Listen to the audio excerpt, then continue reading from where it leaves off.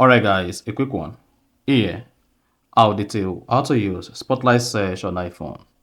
So if you want to use your iPhone Spotlight Search that allows you to search for any application from your home screen without necessarily need to go to the app library, then here's a video for you. So if at the end of this you found this often informative, please don't forget to like and then subscribe. Now, to use Spotlight Search on iPhone, you first need to enable the Spotlight Search application so that it's going to feature on your iPhone menu screen. So go ahead and open your iPhone settings, scroll down, locate and click on home screen and app library. Then again, locate search and turn on show on home screen. Now, once you enable show on home screen, then you should see the Spotlight Search available on home screen and as well as on the app screen.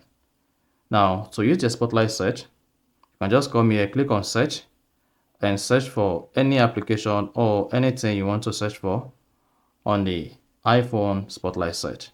Also, you can just come down, swipe down on the screen, then you should see the Spotlight Search pop. However, if you want the Spotlight Search application to suggest apps before you search for anything, all you need to do is go ahead and open the Settings app on your iPhone. Then scroll down, locate Siri and Search. But now as a thing, Siri and Search have been separated. So click on Search. Then once you click on Search, come here and turn on Show Recent Searches. Turn on Show Related Content. So once you turn that two features on and you click on Search, then this is going to show your recent searches on the Spotlight Search, or it's going to show related content on the Spotlight Search. You see that?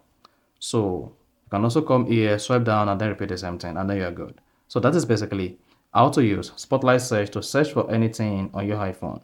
So if you found this offer informative, please don't forget to like and then subscribe.